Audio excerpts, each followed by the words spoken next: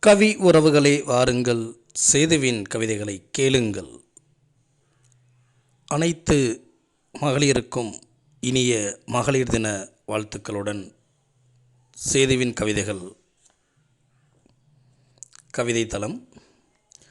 சிரிக்கும் மின்சாரம் நீ, சிரிக்கும் மின்சாரம் நீ, தொட்டுவிட்டால் தூக்கி எறியும் கண்ணகியும் நீ, துவண்டுவிட்டால் தோள் கொடுக்கும் மணிமேகலையும் நீ, தமிழை